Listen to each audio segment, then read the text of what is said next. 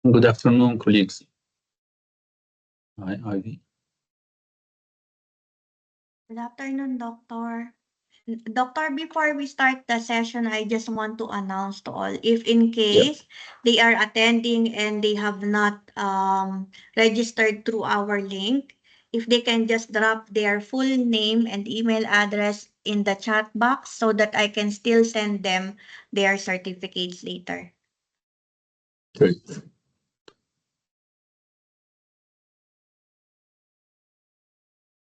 Maybe next time I'll be adding this on the AHA slide, so it will be registered automatically. So I will wait until you tell me to start, Ivy. السلام عليكم. Good afternoon, everybody. السلام هلا سلام عليكم. كيف الحال؟ الحمد لله.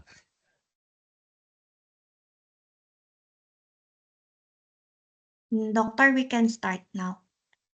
Thank you, Ivy. Good evening, colleagues, or good afternoon, or good morning from wherever you are attending with us. It's a pleasure to have you with us today in Abu Dhabi University in our Invest in Our Community program. Good evening, dear.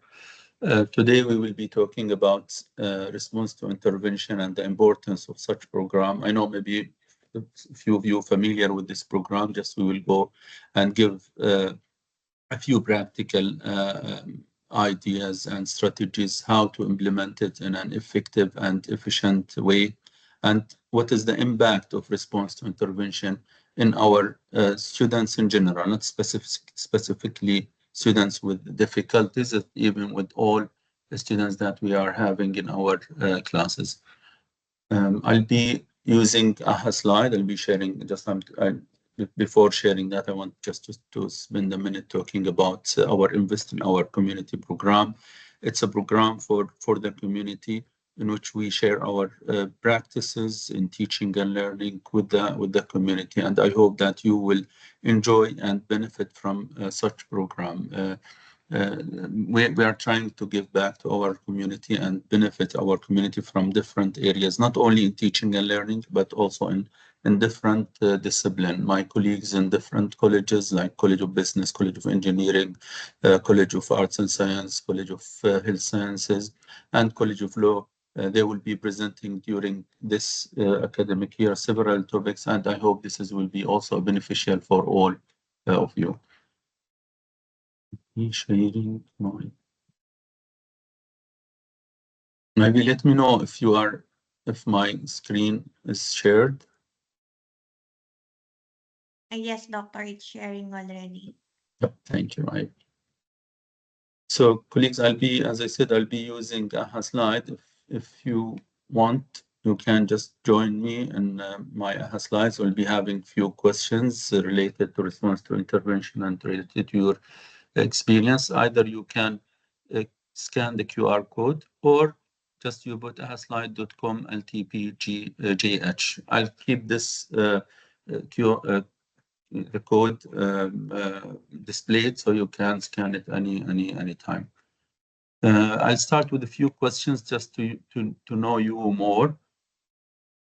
You are a teacher or special educator or head of inclusion department or principal or therapist or other. I know we have some of our colleagues from university, educators, professors, and instructors. So please just indicate who you are and join us. It's just scan the QR code and join the AHA slide. Again, this is like a good practice for using AHA slide in your teaching and learning practices.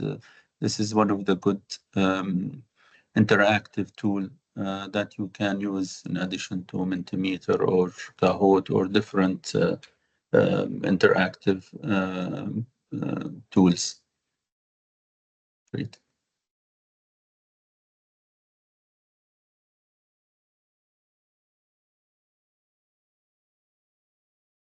Again, still you can join me on a slide anytime that you feel. So are you familiar with the response to intervention program or and they use the terminology of multi-tier support system. And later I will explain what the difference between both of them. We are talking mainly about the RTI, response to intervention. Great. So there is some familiarity with some of our attendees, moderately familiar. Is good. And there is few who are not familiar with it at all.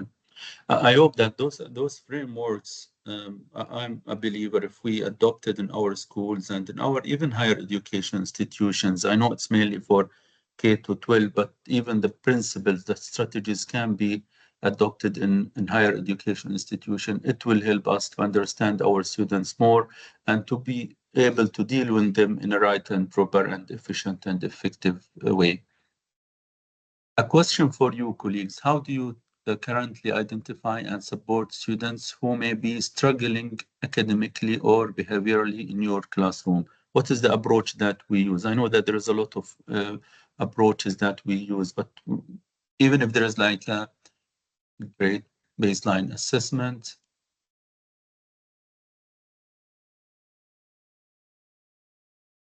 which help us and give us clear idea about our students and their level and how we can support them. Supporting self-regulated learning, great individual attention and personalization task.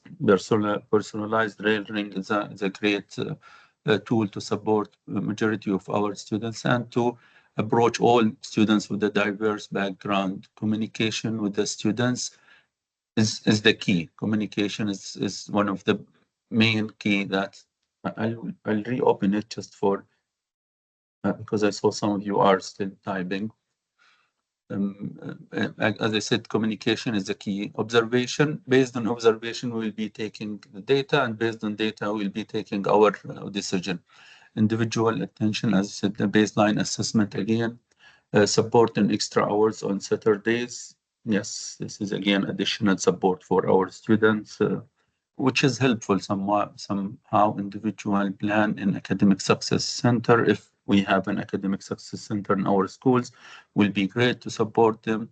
Clear communication with all parties, special educator, teachers, parents, principal, HOD. So yeah, we have to have a clear channel of communication between us to solve any issues that we are facing in our schools.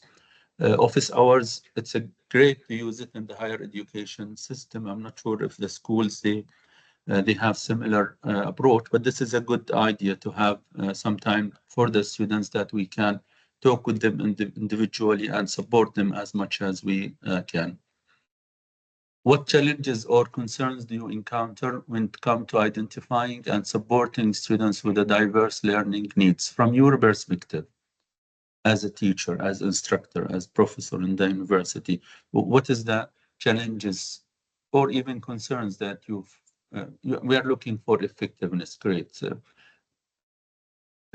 Based on my understanding that there is an issue with the effectiveness of checking those or identifying those students and supporting them. Students' hesitation.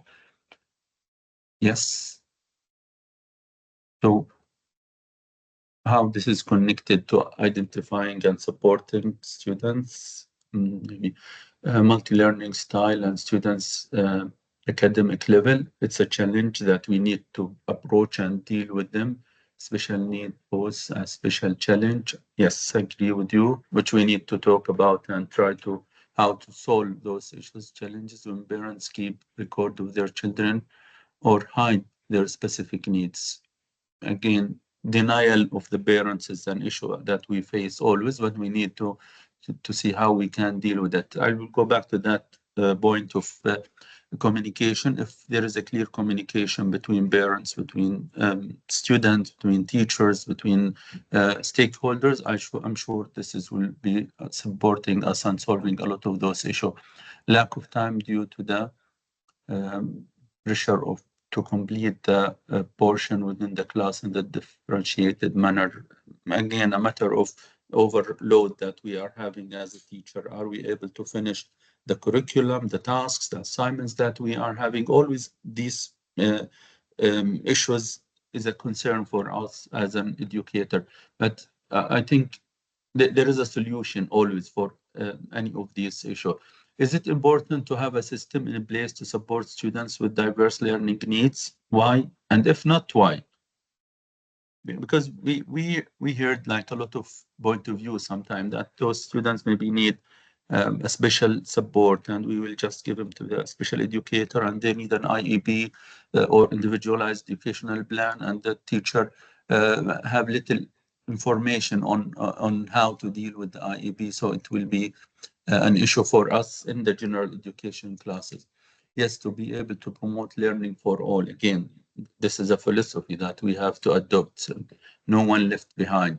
Yes, to encourage inclusivity within the classroom. And this is what we have to look for.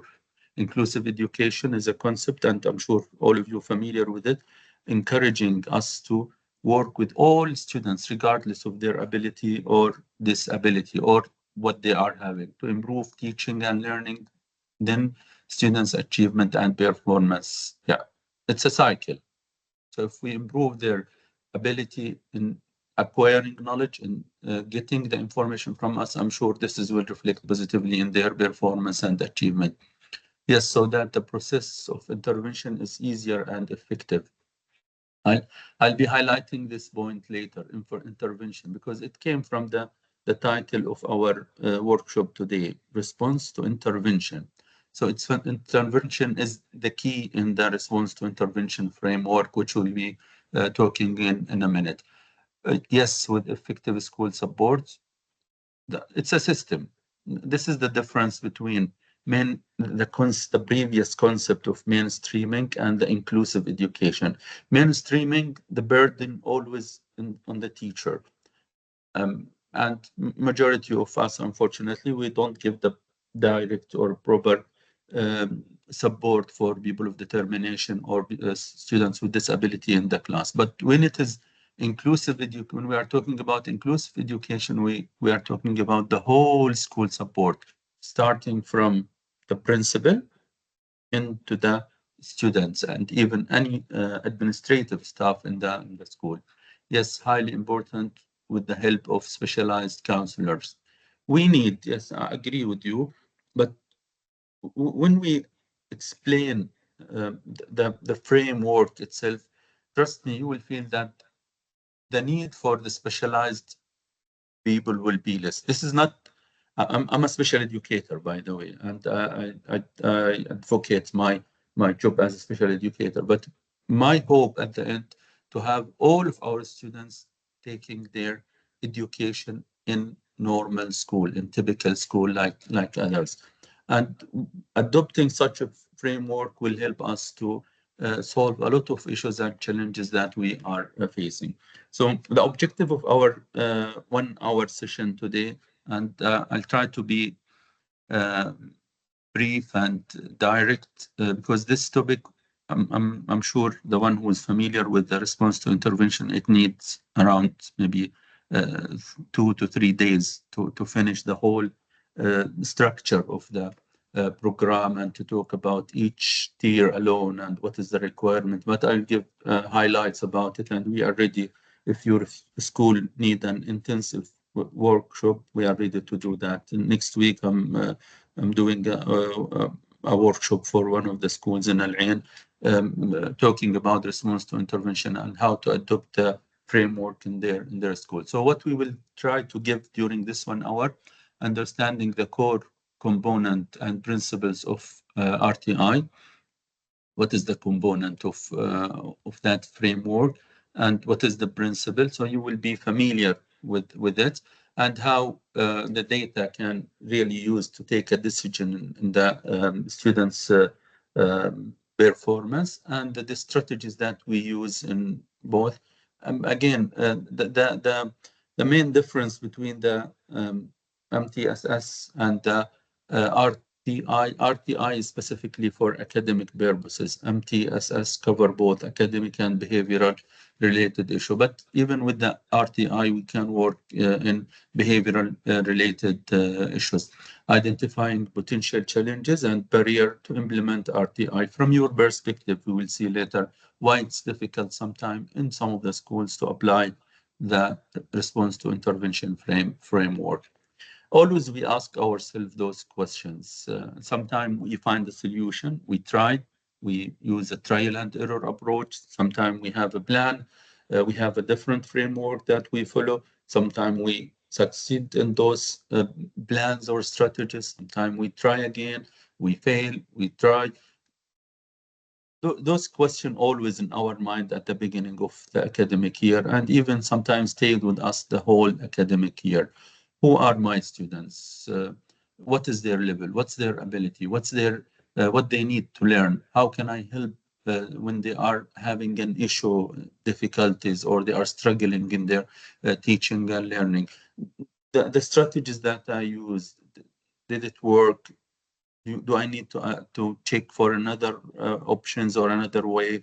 Do I need to ask my colleagues feedback? Do I need to check other classes? What's my students doing there? So always those are in our mind when it comes to teaching and learning, and when we start our academic year. I know that majority of you, like what we are doing here at Abu Dhabi University, we start our semester with diagnostic assessment. So we try to know our students well, to know their level, what is their strength, what is their areas of improvement, and then we start working on those areas one by one to solve it and to find a suitable solution for them. We have at Abu Dhabi University here an academic success center, which really helping our students to overcome a lot of issues that they are facing.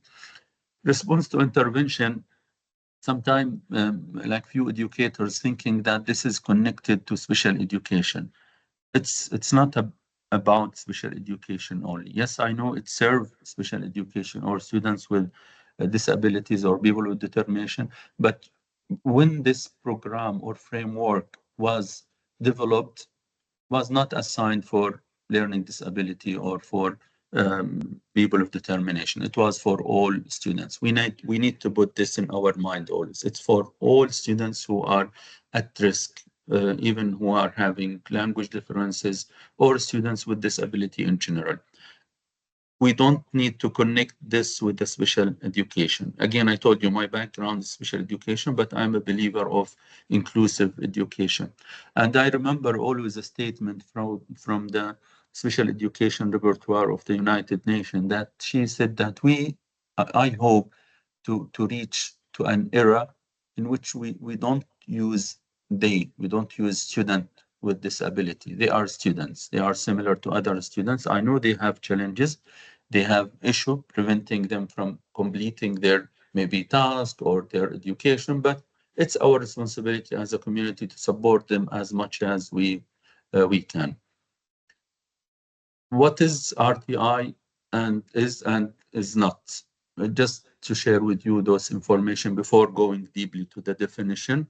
So response to intervention is a preventive system of support. So we act proactively to solve any issue. As I said at the beginning, the key here is the intervention. So if I know what is the intervention, what is the teaching pedagogy approaches that I will use, I'll be solving a lot of issues. It's a framework, which means it's not a curriculum, it's not a program, it's not a day task that I can do. It's a framework. When we are talking about framework, it means a philosophy that I have to adopt. My school have to adopt, my Ministry of Education have to adopt, which is happening in majority of the states and a few Europe countries adopting such program, maybe with different names. Focus on effective instructions to enhance students' growth. And this is what we are looking for from intervention that we will talk about in a minute. So interventions, this is the key of our work. It's not a single program, as I said. It's not about only interventions. It's a whole framework with data monitoring, assessment, follow-up, levels, which we'll talk about it soon. Pre-referral system for special, it's not. it helped and it gave us some indication, and we will see in tier 2 how the teacher can do the pre-referral even in tier 1 to support the student. But it's not only a pre-referral system, it's a whole framework. It's not an individual teacher or classroom or a class period. It's a system, as I said. And it's not a bully out service. It's not a bullying the students from the class and giving him a session and returning him to the class. It's not an out of class service. It's a framework that we adopt. We focus on intervention. We focus on solution. We focus on addressing the needs of all students, regardless of their difficulties or ability or disability. We focus on positive outcome because this is our ultimate goal.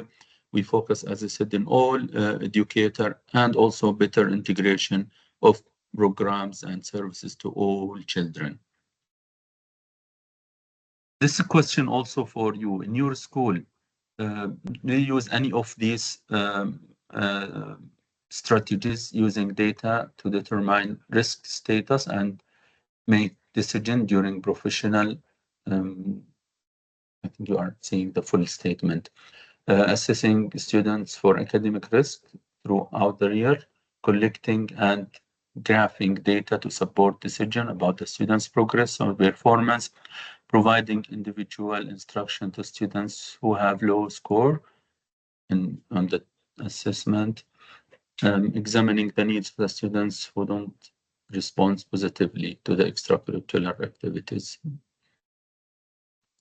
I'll reopen it again also to give a chance for our colleagues to respond.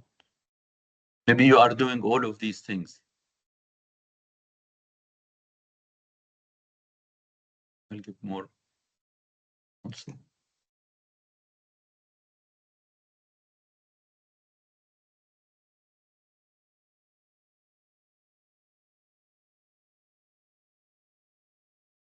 And guess what? All these are part of the response to intervention framework. So we are doing it. And I'm seeing that there is a big number of you are doing majority of them. So I can say 5 and above doing all those strategies with your students.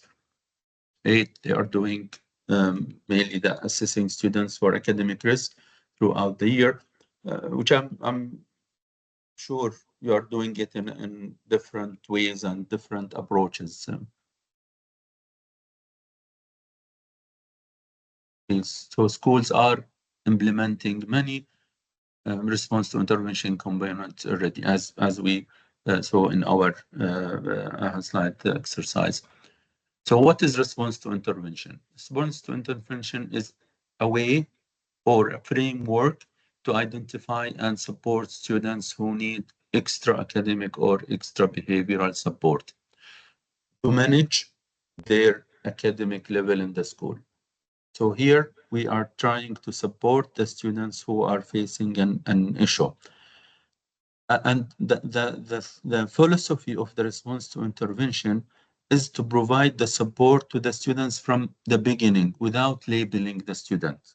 So we start working with our students, and the key, as I said at the beginning, is the intervention. We provide them with the regular pedagogy approaches, differentiated instruction, different teaching and learning strategies that support majority of my students without labeling them.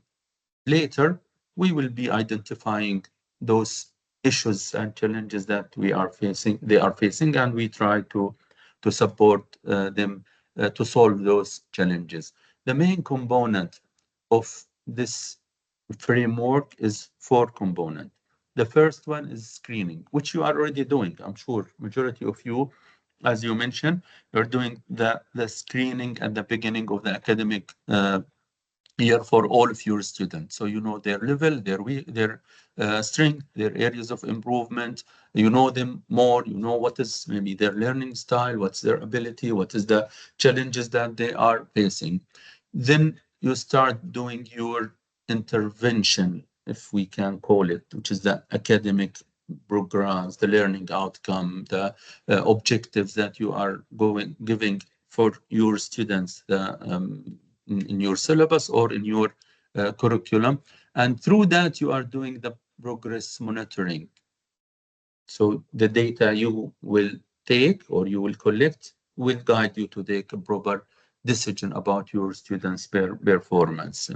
By the way, a couple of, like I think last year, one of our colleagues, Professor Muhammad Ghazal, he gave us a great session was about predicting the students' grades based on AI. So you can predict what is your student's grade at the end of the year, and then you can modify your learning outcome, you can modify your assessment tools, your assignments to match with the level of the students to support him during his journey.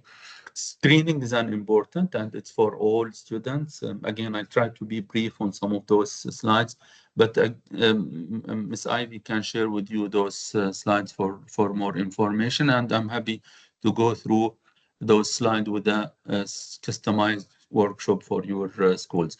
So we are using any tool, formal, informal. There's a lot of tools that you can use to do the screening for your student, and it's always at the beginning of academic year or each semester to see the level of the students and the progress that they are having. I'll start with this video. I'm not sure if I shared the audio.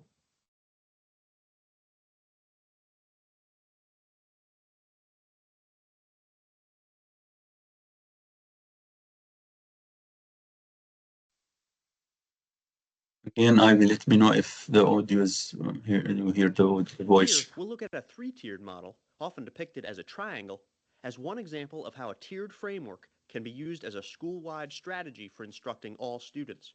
All students will participate in Tier 1 instruction. At this level, they'll receive effective differentiated instruction provided by the general classroom teacher as part of an evidence-based core curriculum. The evidence-based instruction offered at this level can be expected to meet the learning needs of 80 to 85% of all students. For students who don't respond adequately to Tier 1 instruction, more intensive interventions come into play. Tier 2 interventions build upon the differentiated instruction provided at Tier 1 by offering students more systematic instruction and interventions strategically designed to help them catch up in areas of difficulty. These interventions are usually delivered to a small group of students within the general classroom, either by the classroom teacher or by another team member supporting the teacher who has also been trained to deliver the interventions. Tier 2 interventions will be offered to the 15% of students for whom Tier 1 instruction was not sufficiently intensive to meet their specific learning needs. But here is a critical point. Students who receive targeted Tier 2 interventions continue to participate in general Tier 1 instruction. Tier 2 interventions do not replace the core curriculum, they supplement it. For example, Dennis has been selected to receive Tier 2 interventions based on the results of recent reading fluency data. He'll continue to participate in the 90 minutes of core reading instruction that is provided to all students in Tier 1 each day. But in addition, he'll spend another 30 minutes per day receiving targeted reading instruction at Tier 2. Under RTI, his opportunities for learning and for catching up to his classmates will have been extended. We've saved the most intensive interventions available for the small percentage of students who still lag significantly behind their peers in making academic gains. Tier 3 interventions supplement the previous tiers by providing the most intensive evidence-based interventions delivered to individual students or in very small groups. Again, the intensity of instruction at this level increases. The size of student groups is reduced, and their opportunities for direct instruction extended. Interventions in Tier 3 may be delivered by an intervention specialist or even a special education teacher. But again, these interventions supplement the instruction provided at Tier 1, not replace it. And students do not have to be identified as disabled in order to receive these interventions. Only about 5% of all students will require these intensive Tier 3 interventions. Of these students, only a portion may go on to require special ed services. Great. So what did you use from the video? What did you get from this video? Oh, sorry. Any idea or any comment?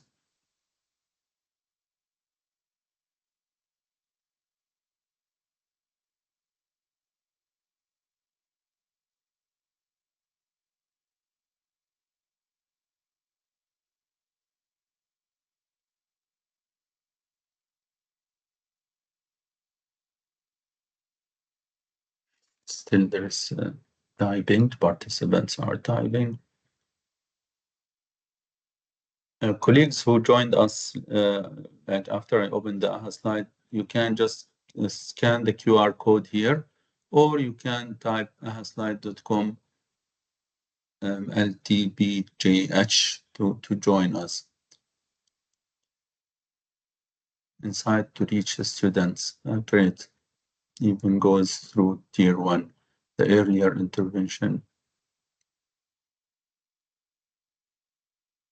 Gradual intervention. It's gradual. It's a supplementary. It's more, we can call it supplementary intervention rather than gradual. Because at tier 1, we give the intervention for all students, and tier 2 and 3, tier level 2 or 3 will be like more supplementary, earlier intervention. Yes, agree with you. I'm not sure if anyone is still typing. I put 1 minute only because of, again, the time, but it seems that some people are typing. Intervention should be planned. Okay. Different tiers. Yes, again, this is like one of the main concepts on the, as we mentioned, one of the main component of the response to intervention, that it's a multi-tier system. And, yeah, earlier is general, earlier is better, effectiveness of tiers. Inside, third one is personalized. Which is the third tier, it required the specialized person or the special educator to be there to support. And trust me, this will create the teaming approach that we are, or collaborative approach that we are looking for from the whole team, the special educator and other specialists available in the school with the teacher. I always share this with my students and with colleagues. Always there is a conflict between the special educator in the schools and the teachers. This is my job. This is not my job. If we collaborate together and work for the benefit of the students, trust me, we will not be having those issues, and we will be supporting our students in a right way.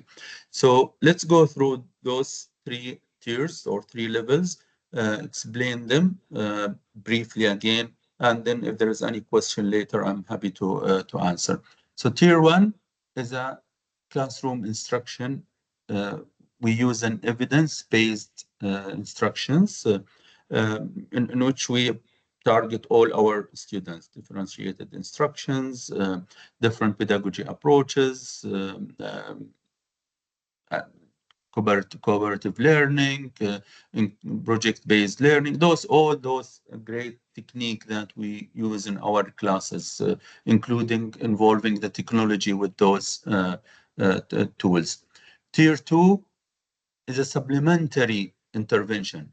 So it's an additional, it's not something separate from what we are giving. And they found that majority of our students, around 80%, they will go with the tier 1. So we have just 20%, they will go with tier 2 and tier 3. Tier 2 require more, I will not say intensive, it's a supportive and targeted intervention, such as small groups, which we are doing in our classes. Instead of having 4 or 5 students in the group, I have 2 or 3 students.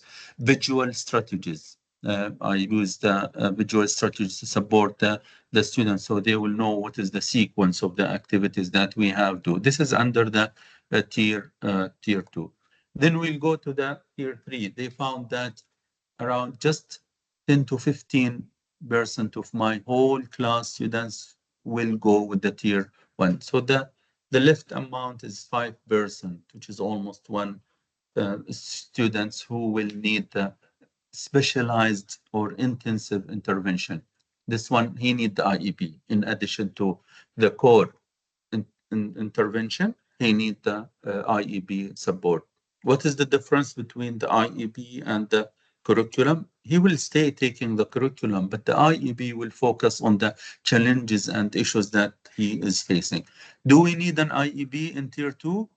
There is no need at all. The IEP is required only in Tier 3.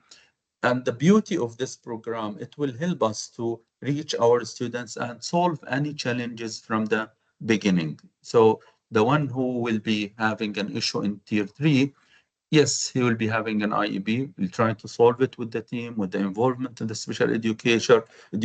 He maybe need a pull-out sessions in the special education room or class, and then he will return back to the, or maybe a special educator can be with us in the class to support us in the teaching and learning process. Does this child will stay in Tier 3? No need. It's not required. Maybe he will be progressing and then he will be shifted to Tier 2. And then he will progressing positively and he will be shifted to Tier 1.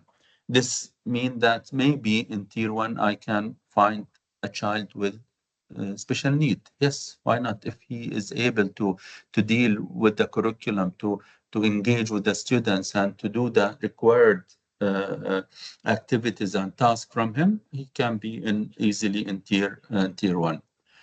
So we'll go through each one of those tier core instructions, as we said in tier 1, and there's a lot of instructions and interventions that we can follow. The focus, as I said at the beginning, all students, and it's my responsibility as a general education teachers. Here, the special educators are not involved at all, and the setting is my class. We use the different curriculum based on the curriculum that we use, and we use different instructional or different pedagogy approaches in my work. If we work together in Tier 2, we will be able to reduce the number of students who will be in Tier 2 and 3. So this is the goal. The goal that we need to work as much as we can in the first stage to reduce the number of students who will be shifted to, or he will be discovered in Tier 2 and Tier 3. I'm seeing here some maybe comments or something in the chat. Sorry. Yes. In the classroom of 50 students, by analyzing the data, we can provide intervention for only 5% of the class. Trust me, we can do it. If we think about it in a different way, regardless the number of students, we will be able to provide them with the needed support. I know maybe we're having some difficulties at the beginning, but if you create the system in the right way, you will be able to serve all of your students, not only the 5%. Yes, Doctor.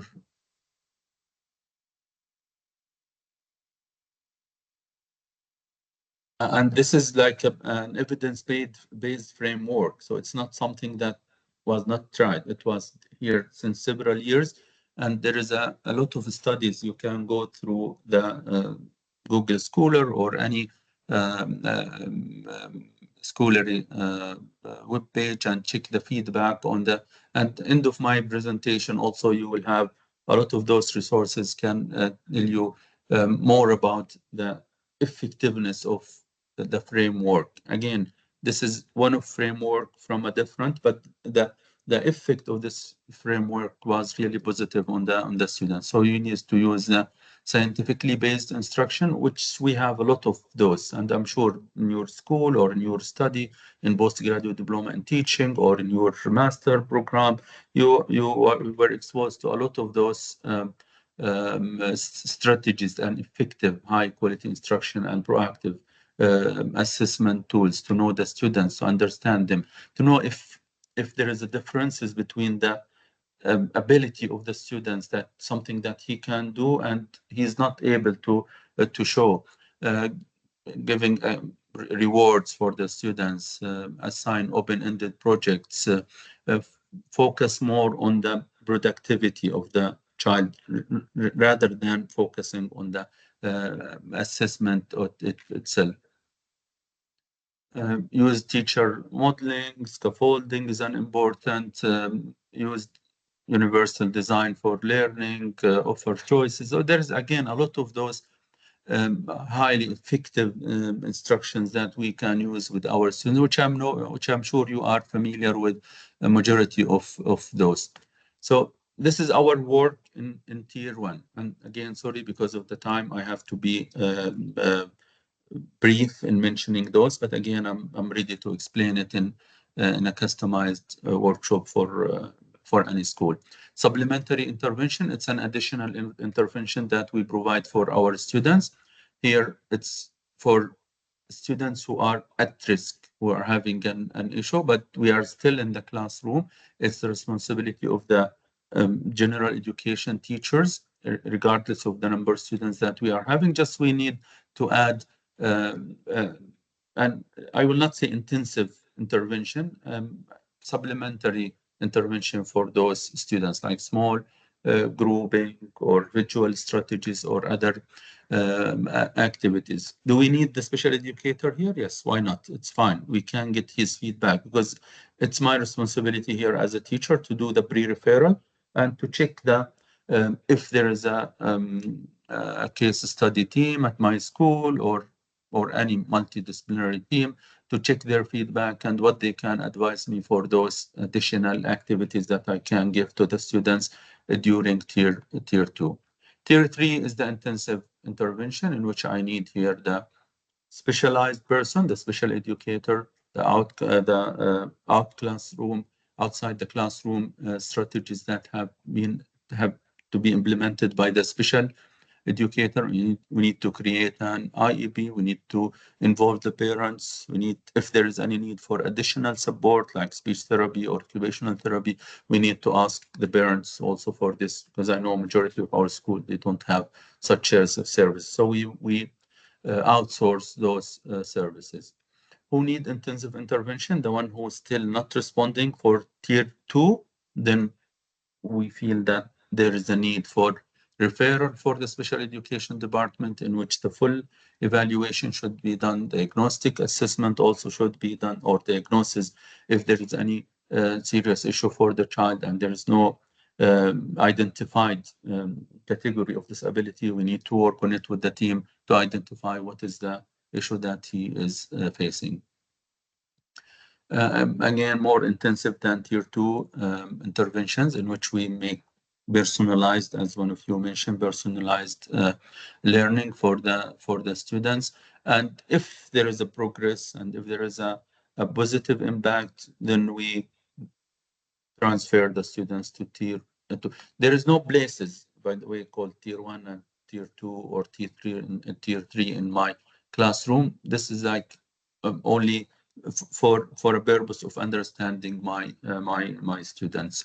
So we should have a special educator here, in which we give the IEP and he follow the IEP. And as I mentioned, if the students can be progressed well, he can go to the tier 1. Is there any difference between screening and progress monitoring?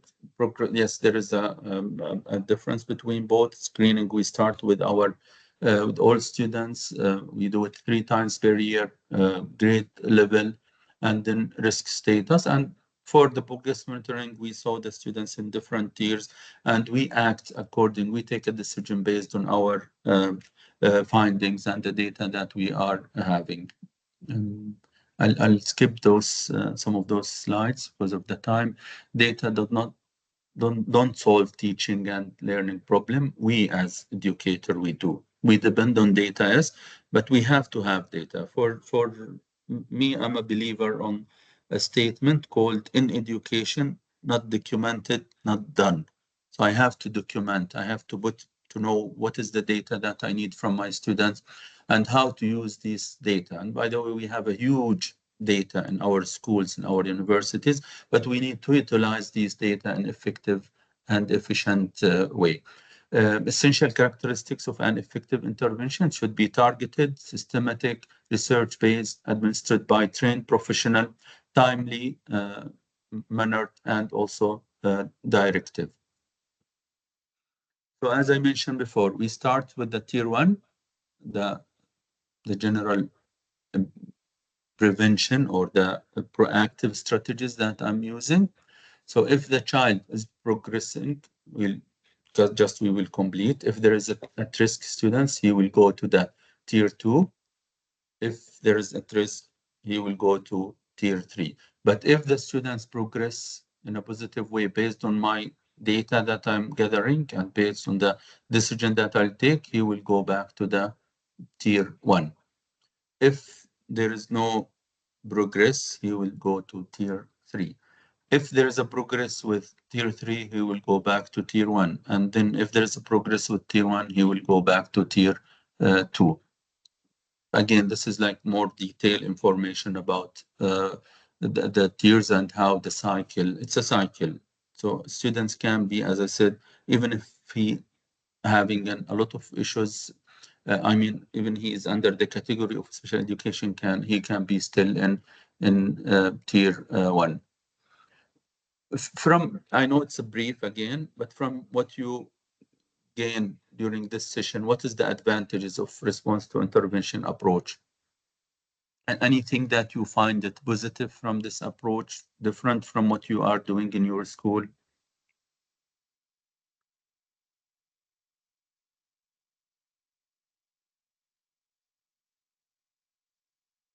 See if there's any comments.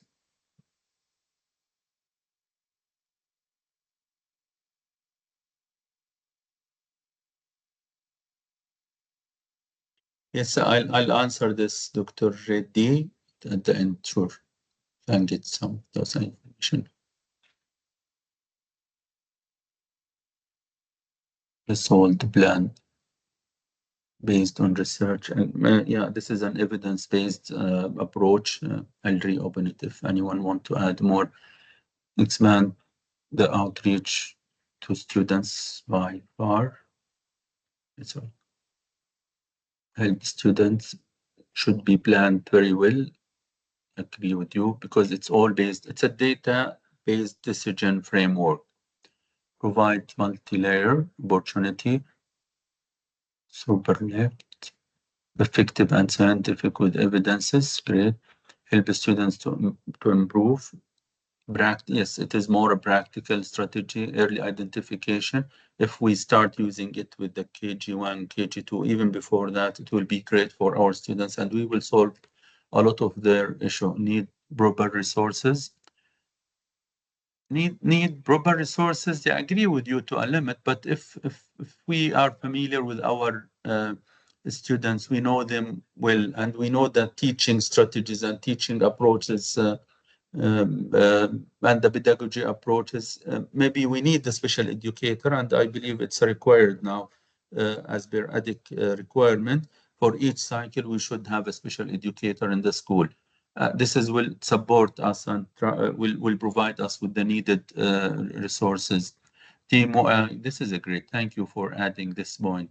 This approach reflects the importance of collaborating and cooperation with the whole team.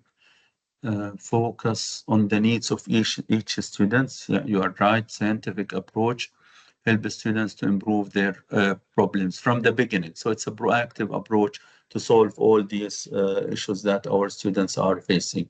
So provide instructional assistance in a timely fashion, so we will not wait. I'm not sure, colleagues, if you are familiar with this discrepancy approach that used before to identify children with learning disabilities, that we have to wait until they enroll in the school and they reach grade 2 or 3, and then we notice that they have a discrepancy between their IQ and their academic achievement, and then we said from the beginning, then they have learning disability, which take us like 3 or 4 years to identify such issue. With response to intervention, we don't need this. We start immediately with the intervention to help the students to overcome their challenges. Help ensure students' poor academic performance is not due to poor instruction or inappropriate curriculum. It's because of the challenges that they are facing or their learning. So there is a lot of issues that we can discover from the beginning to solve it and support the students. And it gives us also a clear picture about our students, and it helps us to track them in a right and proper way when we are able to collect the data in a right way and to use this data effectively. Is there a time, Ivy, for this video? Doctor, we still have 11 minutes. 11 minutes. I think let's watch this video together. It's a 5 minutes video.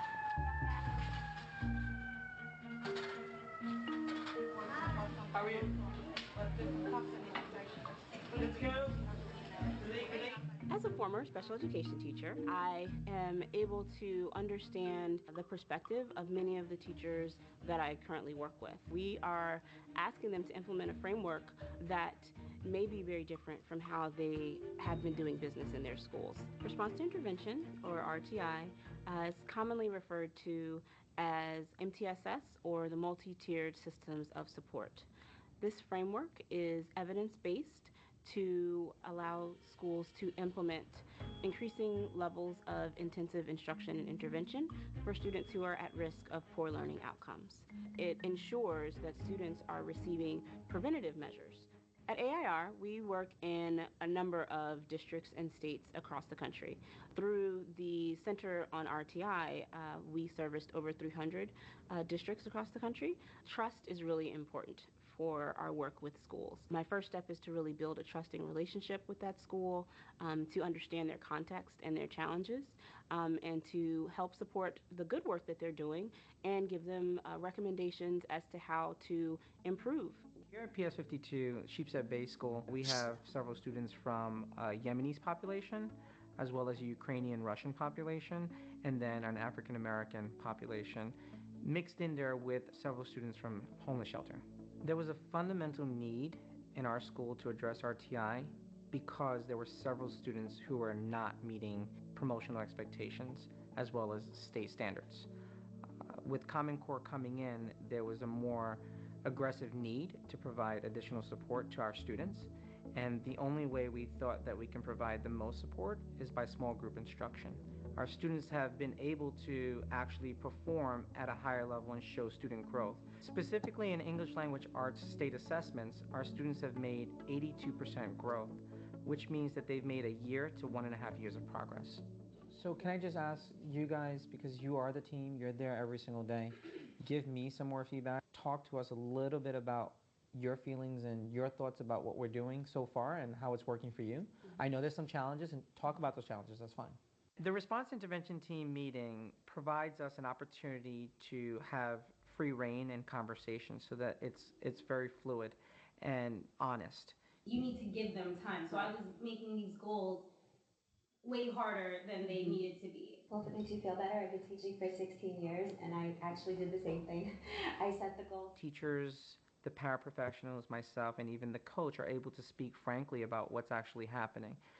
That trust comes with the building of the knowledge and having that research-based understanding and knowing that we all come with something to the table.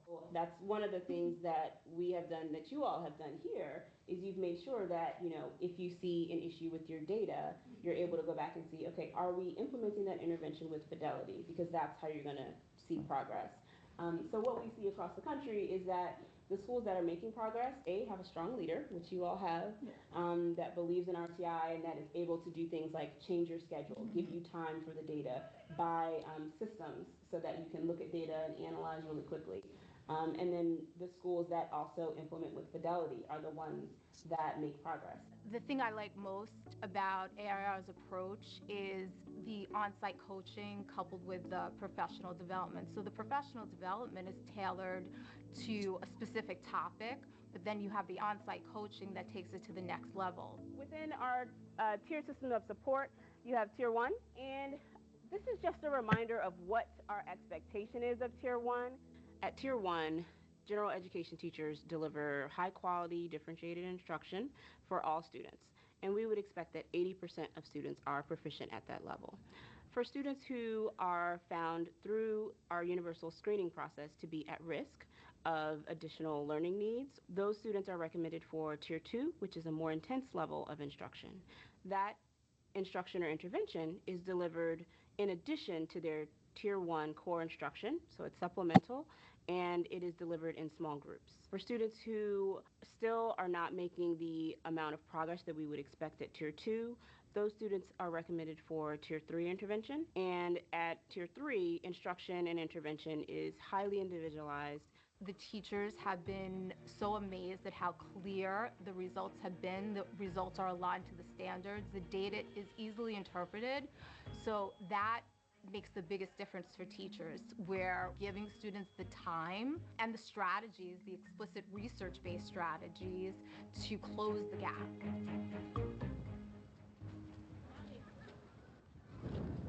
I have one. Stop right there. Mommies are coming.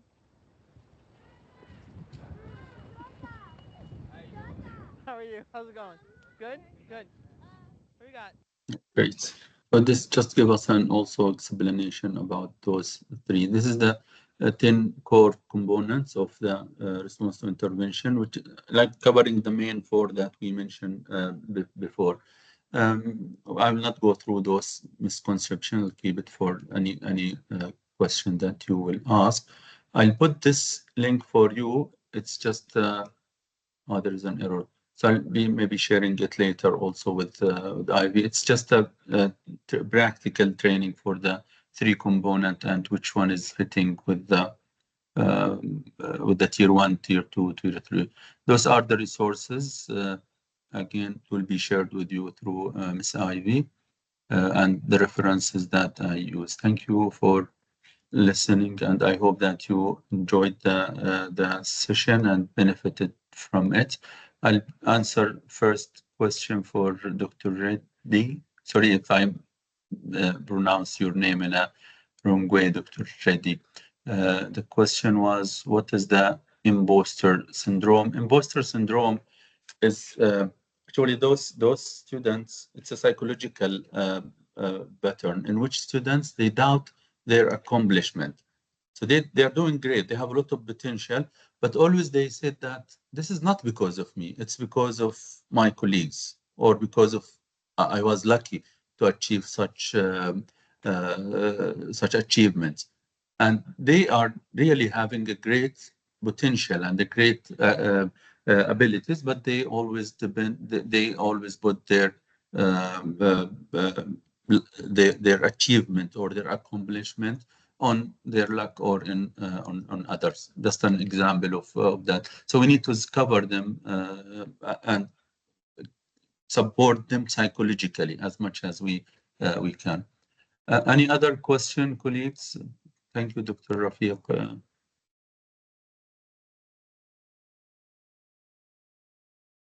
You're welcome, Ms. Fatima.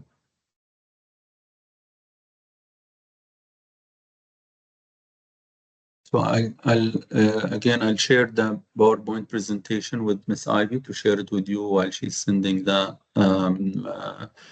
certificate.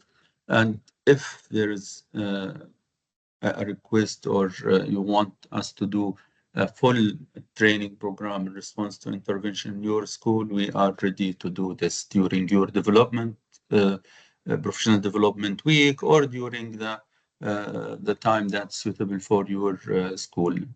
We can do it even not only for the UAE, even for other country, if anyone joining us from overseas. You're welcome. It was a pleasure being with you today. I think our coming session will be 19th of August, Ivy? Yes, doctor. Yeah. So looking forward to see you there, inshallah. Thank you and enjoy the rest of the day. Thank you, Ms. Ivy. Thank you, doctor. Thank you, colleagues.